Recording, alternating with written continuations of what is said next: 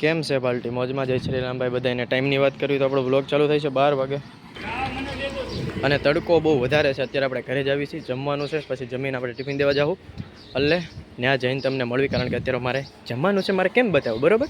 તો જમી લેવી ને પછી મળવી. ચાલો ગાઈસ, હજી તો આપણે બ્લોગ ચાલુ કર્યો તો તમે જોયું હોય છે. ચાલુ કરતાની સાથે પૂરો બી થઈ ગયો, મતલબ મને યાદ કરવા દો મેં ચાલુ ક્યારે કર્યો હતો. બપોરે ચાલુ કર્યો હતો આયો, પછી તો આપણે દુકાને, પછી ઘરે, પછી પાછા દુકાને, પછી ઘરે. મારે તમને મારે તમને દેખાડું, તમે ઈ કહો, મારે તમને દેખાડું? તમે એમ કમેન્ટ કરો કે હાલ વાડી દેખાડ, ટાંકામાં નાવાનું છે કદી, એવું કંઈક કયો હાલો. તો વાત 2 નંબરની છે કે આપણે 1-2 દીમાં કામ ચાલુ કરી દેવી. મારે શું કરવાનું? પણ એ બધું થતા થાય. કાલે તો કાંઈ નહોતું થયું, પણ આજે એક મગજમારી છે. શું છે હાલો બતાવું. જો ગાઈસ, આને કહેવાય કુલર. આપણું કુલર છે ને બિચારું મરી ગયું છે. એટલે આમ સારું છે, તમને આમ ફિટ એન્ડ ફાઇન દેખાતું છે. તમને દેખાડું, જોજો. અમે પાછળનું કાઢી રાખ્યું છે, નીચેનું ઇગ્નોર મારજો, કારણ કે બહુ ટાઈમથી પડ્યું છે. જોઈ લો પહેલાં તો તમે મોટર જુઓ. હા, કારણ કે નીચે પાણી ભર્યું હોય એટલે એનો તો ઓલો ભેજ લાગવાનો, એટલે આ બધું થઈ ગયું. પછી એનું વાયરિંગ જુઓ તમે. આના તો છે ને એક જ વાયર છે, એ મેં જ કર્યા છે, મૂંઝાતા નહીં તમ તારે. એના વાયર બધું મેં જ કાઢ્યું છે, કારણ કે એમથી હાલતું નહોતું. અને આને બહુ બધી વાર ઓલું થઈ ગયું, આને તમે રિપેર કરાવીને થાકી ગયા. હા, કેટલી વાર કરાવ્યું છે? લગભગ 3-4 વાર તો ઓલું આને લગભગ 2 વાર બદલી નાખ્યા છે. પણ કોને ખબર, સારું શોર્ટ સર્કિટ થઈ જાય છે. અને એમ નહીં માનતા કે ભાઈ પાણીનો ઓલો થાય છે એટલે ત્યાં પાણી જતું હોય, તો એ વાત ખોટી છે, કારણ કે અમે ત્યાં જબલું બાંધેલું હતું એટલે ત્યાં છે ને પાણીનો છાંટા બી ના જાય એના માટે. તો હવે શું થાય છે ખબર નથી. બાકી મોટર ચાલુ છે હજી.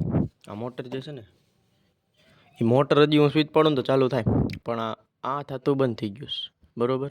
હા, હવે આ ન ફરે તો પવન તો ક્યાંનો આવવાનો?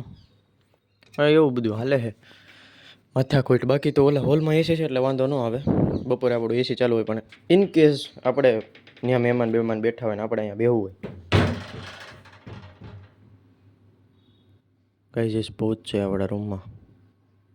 એવી કેવી રીતે બંધ થઈ ગયું? બહાર કોઈ છે તો નહીં?